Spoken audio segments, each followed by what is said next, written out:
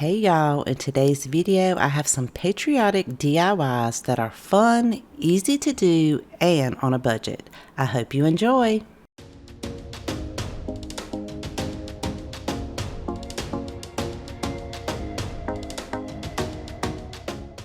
In Dollar Tree, I found these chair covers and immediately I thought of several different ideas that I could make projects using these.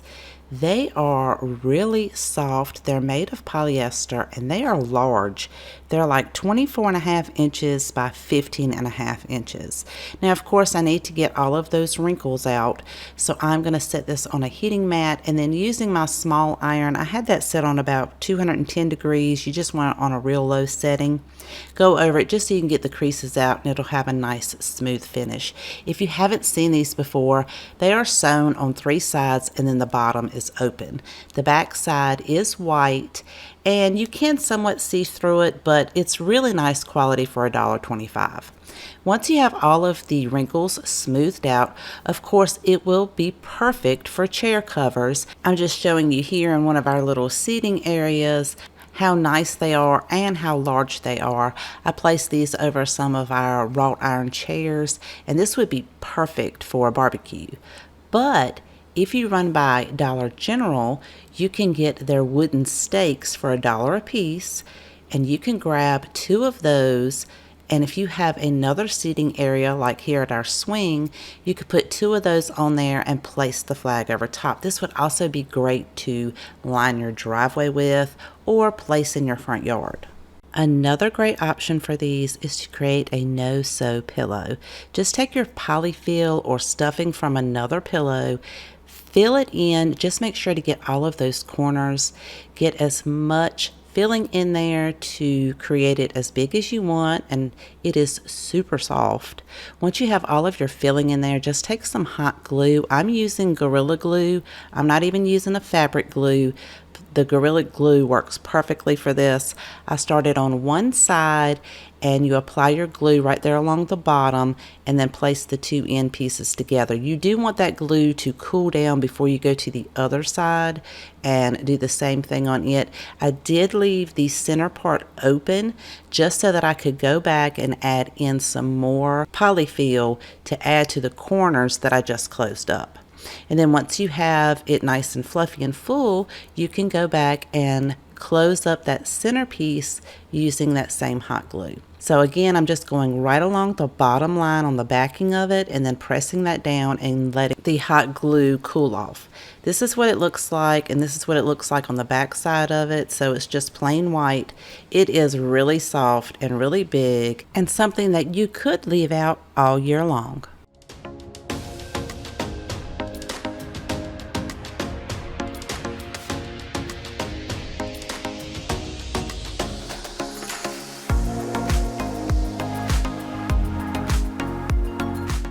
For this project, we're going to use one of Dollar Tree's wood plaques. I like to give mine a nice sanding because most of the time they're pretty rough. Once you have that smoothed out, I'm going to take a navy colored acrylic paint and paint this entire piece, including the back. And then I'll set that to the side and let it dry. Now the next step is completely optional, but I am going to dry brush some white acrylic paint around all of the edges. It's going to bring out all of the details on this plaque and then it won't look so plain.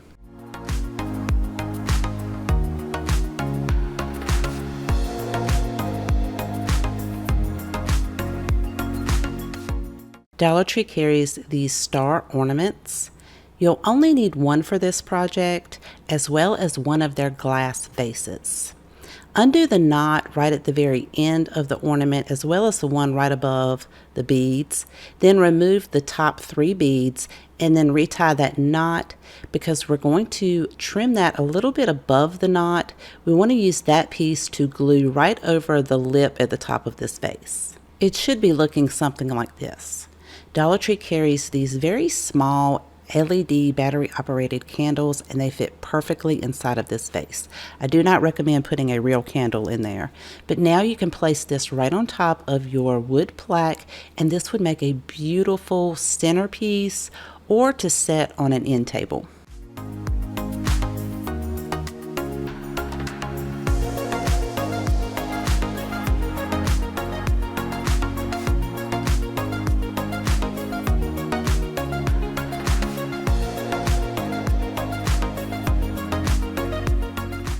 For this project, grab 2 of Dollar Tree's bandanas, pick out the one of your choice, then you'll want to iron this out to remove any of the creases from the packaging. Then we're going to use one of Dollar Tree's very large tag signs. This one measures about 16 3/4 of an inch by 9 1/8 of an inch. Flipping that over to the back side, I am going to add 1 layer of white acrylic paint. This is going to give us a nice base to be able to attach our bandana to, because you don't want to be able to see that brown through the bandana. Once you've allowed that to dry, we're going to add a layer of Mod Podge, really emphasizing on those edges, and get the entire painted surface covered with a layer of Mod Podge. Then you'll set that to the side and let it dry. Once it's dry to the touch, we're going to take that bandana and then lay that over top of our sign. Once you have your design laid out the way you want it, take a piece of parchment paper and then an iron and go over the entire sign. Really make sure you get all of those outside edges. I like to work from the center outwards. That way it will prevent any wrinkles, and I can make sure I get all of the edging. Once you remove your parchment paper, let it cool off for a few minutes. Set this on a cutting board and using a utility knife, go around all of the edges to remove the excess bandana. This will give you a nice clean cut. If you have any extra strands, just trim those down with your scissors. To give mine a little more of a rustic feel, I'm going to take some of Dollar Tree's nautical rope. Once you remove the tape at the end, I like to add a little bit of hot glue in the center and twist it around to keep the nautical rope from unraveling. I'm going to hot glue this around the edge of the entire sign. I like to do this in smaller sections and hold it in place until the glue sets up so it doesn't come off as you're going around the entire sign.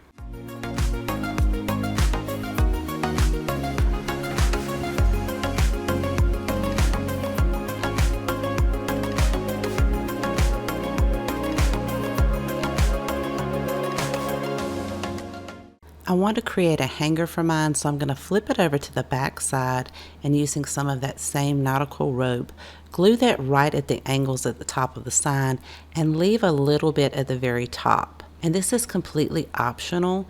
It's going to be really pretty with or without the hanger.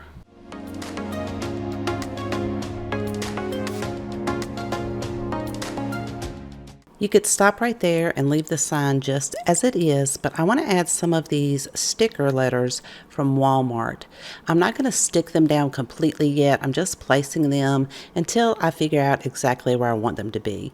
Once I know exactly where I want them, I'm going to apply some Mod Podge to the back of the stickers and press that down.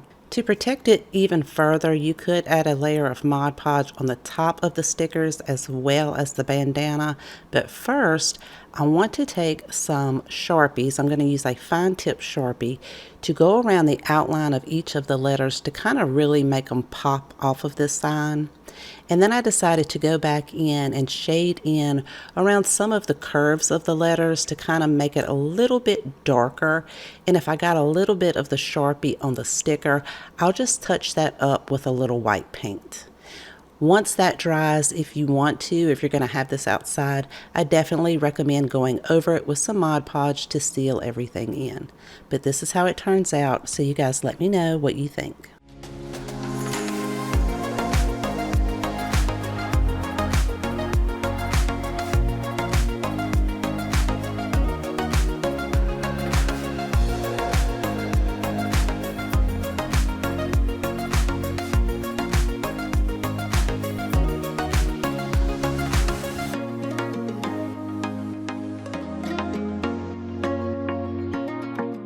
For this project, grab some of Dollar Tree's scarves.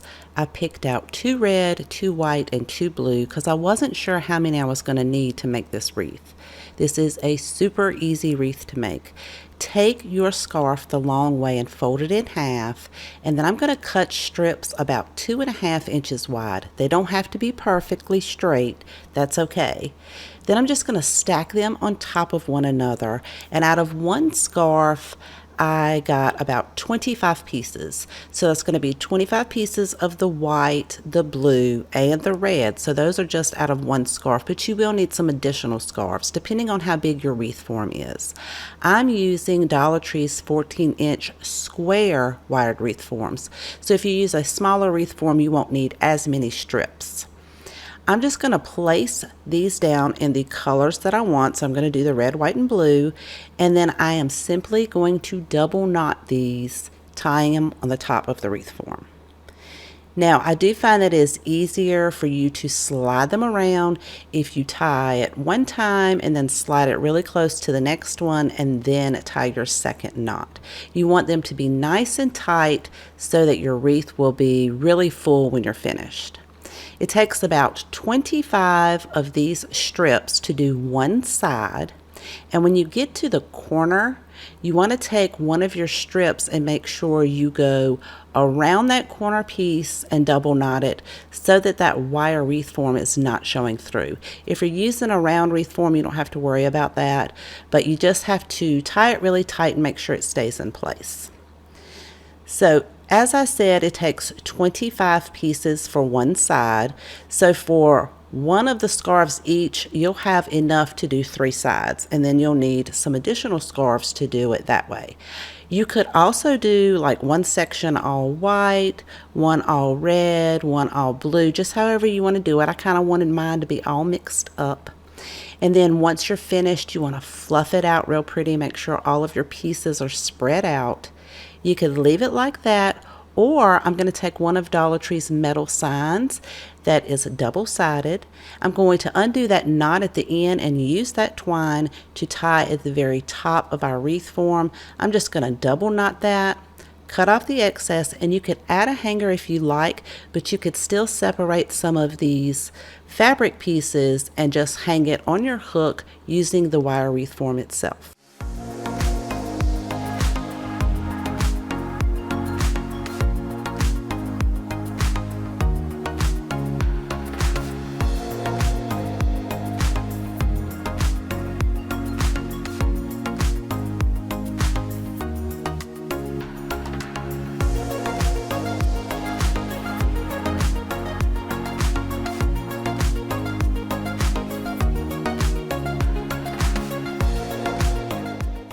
I hope you enjoyed today's projects. If you have a favorite, let me know in the comment section down below. I always love to know which one is your favorite. If you haven't subscribed already, I'd love for you to click that subscribe button right below the video.